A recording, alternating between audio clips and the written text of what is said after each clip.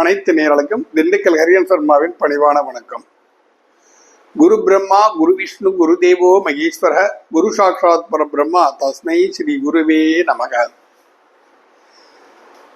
குரு பகவானின் அதிசார சஞ்சாரம் வருகின்ற ஐப்பசி மாதம் 1ஆம் நாள் ஆங்கில 18/10/2025 சனிக்கிழமை இரவு 7:47 திருக்கணித ரீதியாக குரு பகவான் மிதுன ராசியிலிருந்து அதிசாரம் பெற்று கடகராசிக்கு செல்கிறார். அந்த கடகராசியில் கார்த்திகை மாதம் 19ஆம் நாள், அதாவது 5/12/2025 வெள்ளிக்கிழமை வரை சஞ்சரித்து மாலை 5:45 மீண்டும் அவர் வக்ரகதியில் வந்து மிதுன ராசியில் பிரவேசிக்கிறார். குரு பயிற்சி ஆகும் வரை அங்கு மிதுனத்தில் தான் சஞ்சரிப்பார். இது கிட்டத்தட்ட ஒரு 49 நாட்கள் இந்த நிகழ்வு நடைபெறுகிறது. இந்த 49 நாட்கள் என்பது சாதாரண விஷயம் இல்லை, 1.5 மாசத்துக்கு மேலே ஆகுது. 12 ராசிகளுக்கும் என்னென்ன தன்மைகளை வழங்கப் போகிறது, அவர்கள் எவ்வாறெல்லாம் நடந்து கொள்ள வேண்டும், என்னென்ன தெய்வங்களை வழிபட வேண்டும் என்பதை பற்றி நாம் விரிவாக இந்த பதிவில் ராசி ரீதியாக பார்க்கலாம். சிம்ம ராசி நேயர்களே, உங்கள் ராசிக்கு 11ஆம் இடத்தில் சஞ்சரித்துக் கொண்டிருந்த குரு பகவான் அதிசாரமாகி இப்பொழுது உங்கள் ராசிக்கு 12ஆம் இடம் என்று சொல்லக்கூடிய விரயஸ்தானத்திற்கு வருகிறார்.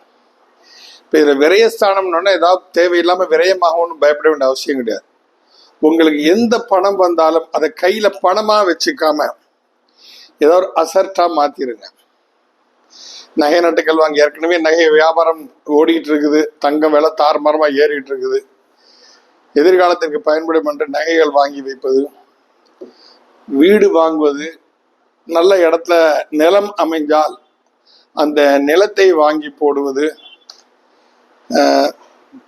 வேறு ஏதாவது புண்ணிய காரியங்களை சேர்க்கக்கூடிய செலவுகளுக்கு செய்தால் இன்னும் நற்புலமா இருக்கும். இப்போ புண்ணிய காரியம் என்னன்னு யோசனை வரும். இப்போ பெரியவங்களை வந்து காசி யாத்திரை, இந்த மாதிரி தீர்த்த யாத்திரை அனுப்புவது, முக்கிய புண்ணிய ஸ்தலங்களுக்கு அழைத்து செல்வது, குழந்தைகளோடு குலதெய்வ கோவிலுக்கு சென்று வருவது, இவை அனைத்துமே புண்ணிய காரியங்கள் தான். இந்த புண்ணிய காரியங்களுக்காக நீங்க செலவு செய்தீங்கன்னா அது கண்டிப்பாக அதீத நற்பலன்களை கண்டிப்பாக உங்களுக்கு கொடுக்கும். அதுபோக உங்கள் ராசிக்கு 7ஆம் இடத்தை 6ஆம் இடத்தை வந்து குரு பார்க்கிறார்.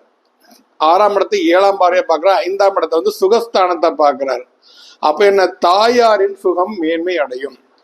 தாயாருக்கு உடல்நிலை சரியில்லாத காலத்துல இருந்துச்சுன்னா அவங்கள ஒரு நல்ல மருத்துவத்தை கொடுத்தா கண்டிப்பா இப்ப எடுக்கக்கூடிய ஒரு ட்ரீட்மெண்ட் இருந்ததுன்னா அது உங்களுக்கு நல்ல நிவர்த்தியா கண்டிப்பாக அவங்களுக்கு இருக்கும். நிச்சயமாக குணமடைவார்கள். வீடு நிலம் வாங்குவதற்குண்டான முயற்சியில் நீங்கள் தாராளமாக இறங்கலாம். நான் ஏற்கனவே சொன்னேன், சுப விரைவை மாத்துங்கன்னு. ஒரு அசர்ட் வாங்கி போடுவது நல்ல விஷயம்தான். வண்டிகளை புதுப்பித்துக் கொள்ளலாம். பழைய வண்டிகளை கொடுத்துட்டு புது வண்டிகள் நீங்கள்லாம் வாங்கலாம். கார்கள் வாங்குறதுனால வாங்கலாம். அப்புறம் 6 ராசிக்கு 6ஆம் இடத்தான ஏற்கனவே சொன்ன மாதிரி தான் 6ஆம் இடம் வந்து ருணரோக சத்துருஸ்தானம். அப்ப ருணரோக சத்துருஸ்தானம்னா எதிரிகள் தொழிலிருந்து கண்டிப்பாக விடுதலை கிடைக்கும். இதனால் வாங்கின கடன் தீரவில்லையே என்று நினைத்து கொண்டவர்களுக்கு இந்த 49 நாட்கள் கடன் வெகுவாக தீர்வதற்குண்டான சந்தர்ப்பங்கள் கண்டிப்பாக உங்களுக்கு கிடைக்கும். நோயிலிருந்து விடுதலை கண்டிப்பாக கிடைக்கும். அப்போ உங்களுடைய ராசிக்கு அஷ்டமஸ்தானத்தை அந்த குரு பகவான் பார்க்கிறதுங்கிறது வந்து நல்ல விஷயம். ஆரோக்கியம் மேன்மை அடையும், கண்டிப்பாக ஆரோக்கியம் மேன்மை அடையும்.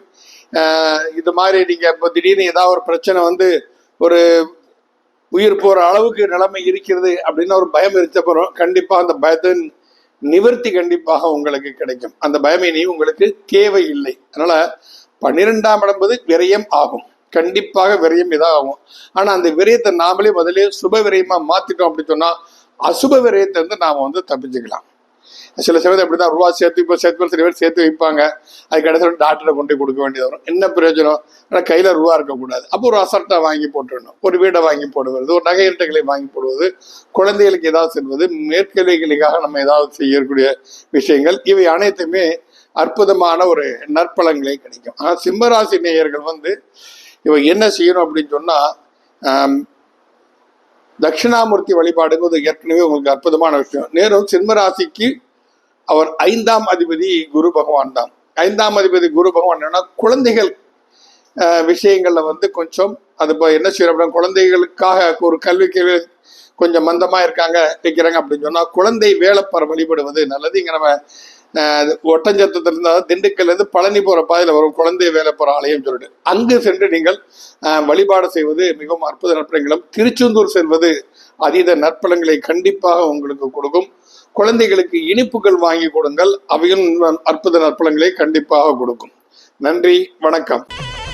ஸ்ரீ குபேரன் டிவியை பார்த்தமைக்கு நன்றிகள். மேலும் இது போன்ற தகவல்களை தெரிந்து கொள்ள ஸ்ரீ குபேரன் டிவியை சப்ஸ்கிரைப் செய்யுங்கள். மறக்காமல் பெல் ஐக்கானை கிளிக் செய்யுங்கள்.